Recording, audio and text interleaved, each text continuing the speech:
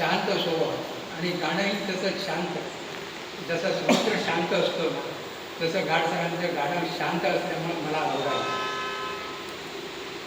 उगाच स्वरांचा नको तिथं वापर नाही. आणि शिष्याशी तर असे एकरूप व्हायचे की तुकाराम महाराजांची एक ओळ आहे, लवण मिळविता जळे. तसा हा शिष्यांबरोबर एकरूप होणारा असा माणूस मी.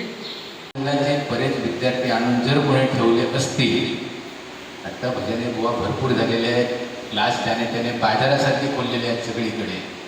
आता श्रीबाबा आमचे बोलले व्यवहार हा माहीत नव्हता, त्यांना व्यवहार हा विषयच नव्हता. त्यांना फक्त त्याच्यातच फक्त एकच कला कला आणि कला. मी आहे तसा माझ्यासारखा माझ्या वरचढ माझा कोणतरी विद्यार्थी बनला पाहिजे, घडला पाहिजे, हा उद्देश घेऊन चालणारा असा माणूस आपल्यातनं गेलेला आहे. नाहीतर काय ट्युशन सगळीचकडे असतात. बरोबर 4 वाजता आला आणि 5:15पर्यंत असणार, 1.25 किंवा 1.5 तासाचं तर 31 मिनटं होणार नाही, 5:31 होणार नाही ह्याची दक्षता घेऊन 4:35 वाजता त्याने बंद केलं, दुकानाने चालू केलं. ह्यानं वेळेचं भान नाही. मी तीच मगाशी म्हटल्याप्रमाणे वेळेत. त्याच्यानंतर 12:30 झाल्यानंतर आम्ही झोपायला गेलो तरी आम्ही अंतरुणावर बसून 3:30 4:30 कधी पहाट झाली आम्हाला त्याची म्हणजे समजतच नाही. एवढं म्हणजे त्यांना गोष्टींची आवड होती. तर आमचं चांगलं असं जमत होतं गोष्टी करून संवाद, थोड्या आध्यात्मिकामध्ये बोलायचे आणि मास्तर थोडे विनोदी पण होते.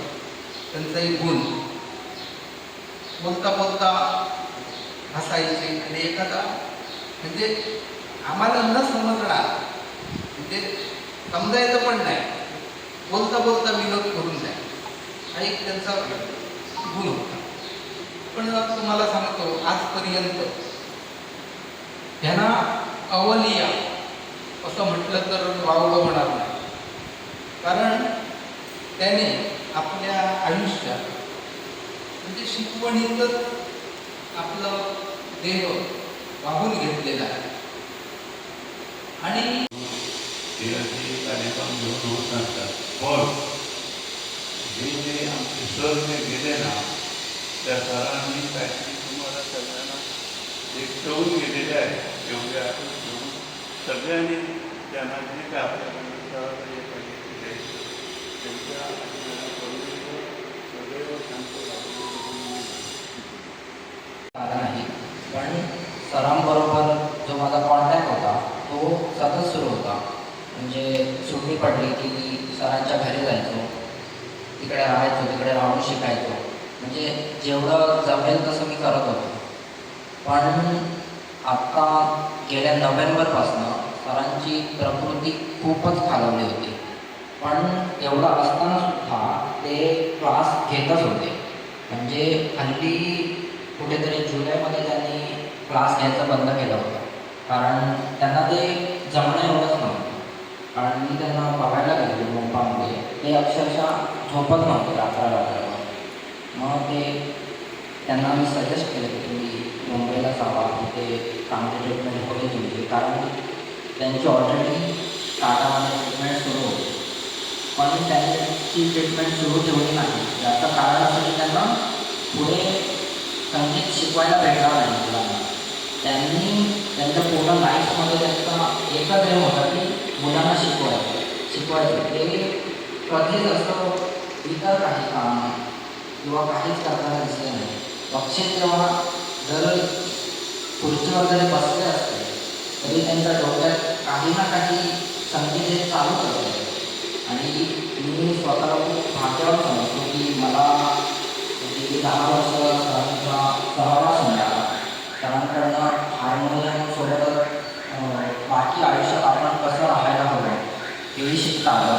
मी एवढं सांगून मी माझे 2 शब्द सांगतो. धन्यवाद. सरांना माझा नमस्कार.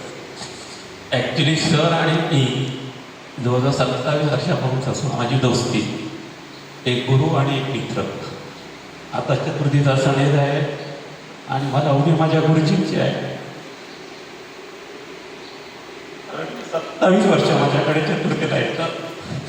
आई मला विचारते गुरुजी अजून आले नाही कसे. 7 वाजले 7:30 वाजले मी आपलं वाट बघत असायचो. गुरुजी आता येणार, घरचे आता येणार. गुरुजी 8 वाजले, 8:30 वाजले तरी माझ्या दारावर हजर. मग मला एवढा आनंद व्हायचा की आता माझ्या घरात गणपती राजासारखं वाटतं.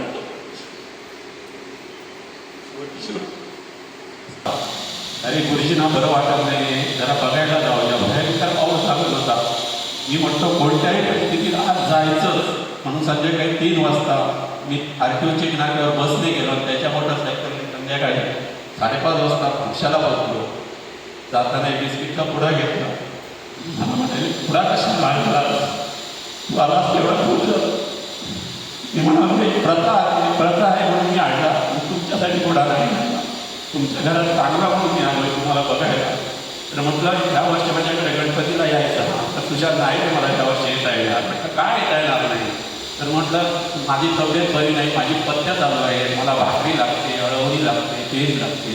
तुझ्या त्या बसलेल्या गणपतीच्या घरात तू माझ्यासाठी काय करते. म्हटलं मी तुम्हाला माझ्या गाडीने घेऊन जातो आणि गाडीने घेऊन येतो.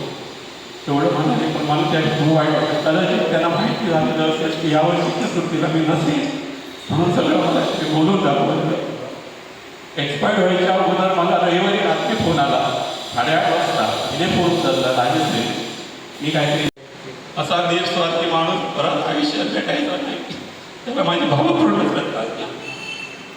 त्यांना असं काहीतरी गाण्याबद्दल विचारलं. ते म्हणजे म्हणून दाखव. मी म्हणून दाखवल्यानंतर ते म्हणाले की तुझा आवाज खूप चांगला आहे, तू गायनाच्या क्लासला कशाला येत नाही. तर मग त्यानंतर मी सुशांत बरोबर गायनाच्या क्लासला सरांकडे जायला लागले. त्याच्यानंतर सरांकडे मग मी मला वाटतं 2-3 वर्ष जवळजवळ मी सरांकडे गेली. त्यानंतर मग सर आमच्याकडे घराकडे सुशांत बरोबर यायचे, गणपतीला यायचे.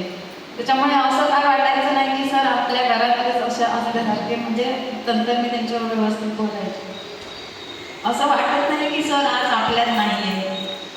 आमच्या बांदेश्वर महिला मंडळ भजन मंडळ आहे, ते पण त्यांनीच बसवलेलं आहे सरांनीच. तर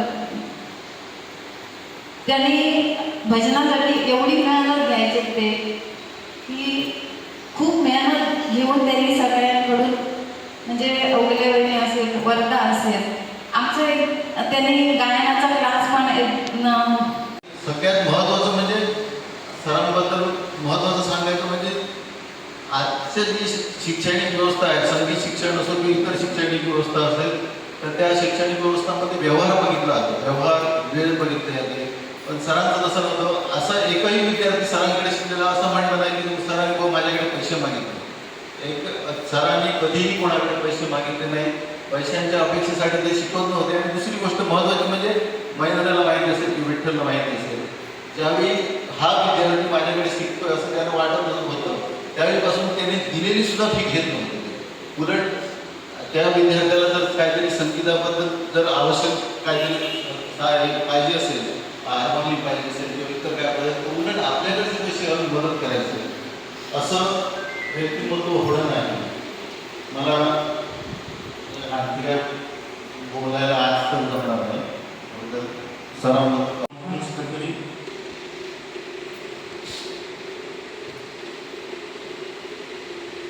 माझी सरांची भेट म्हणजे खूप उशिरा आम्ही सरांकडे शिक्षण घ्यायला आलो. पहिल्यांदा पजत म्हणावं तसं मी गायचो महेंद्रसोबत. महेंद्र म्हणाला शिक्षण घे तर पुढे फायदा पडेल. सरांकडे गेलो.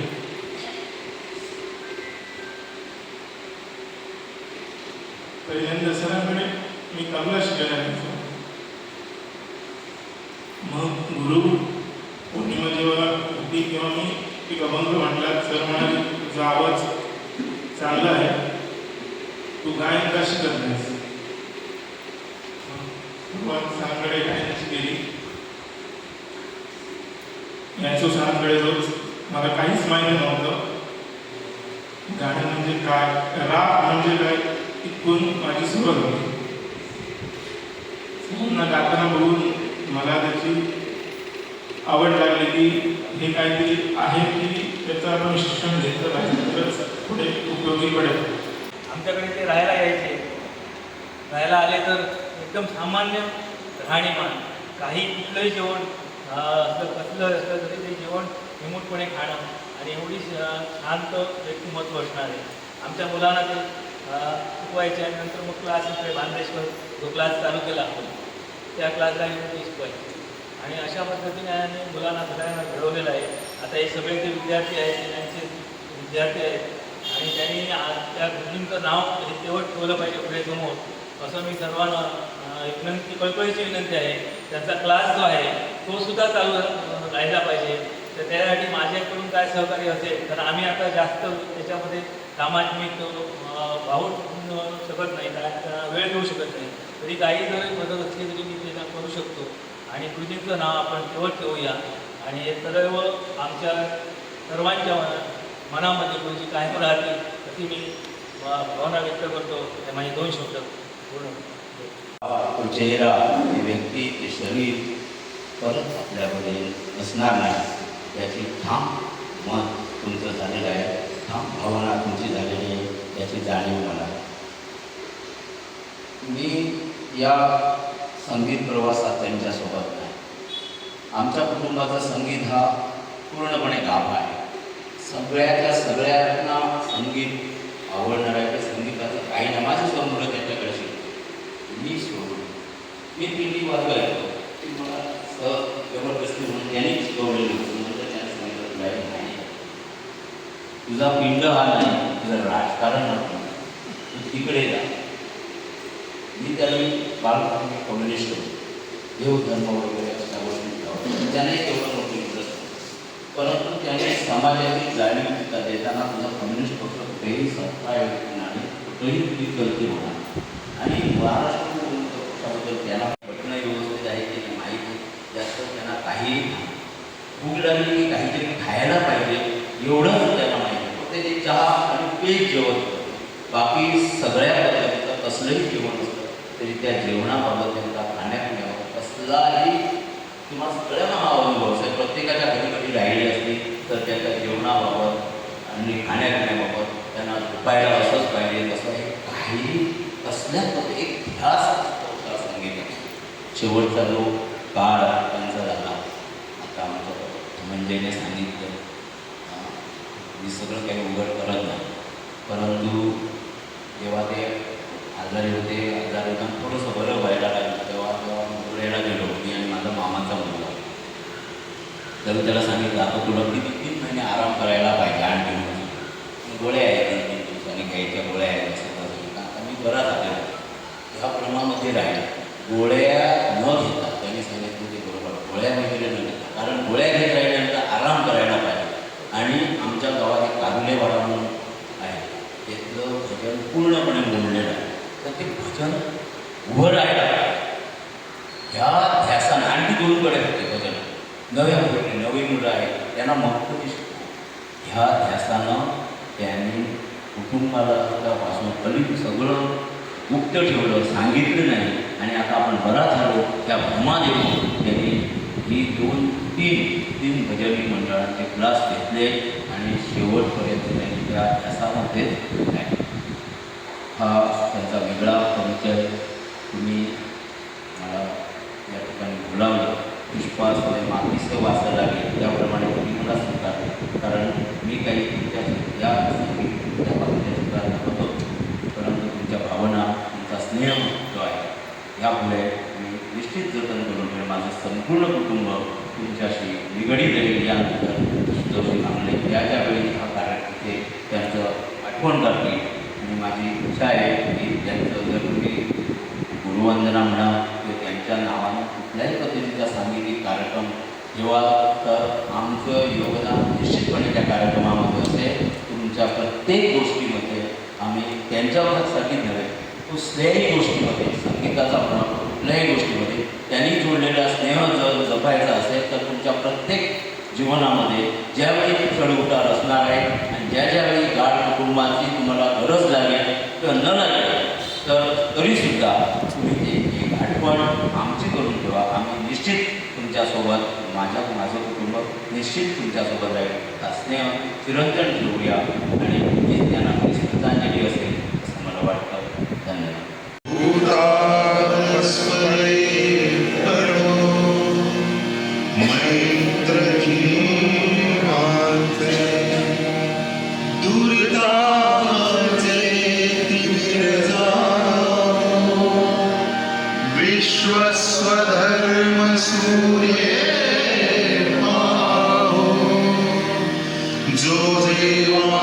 श्री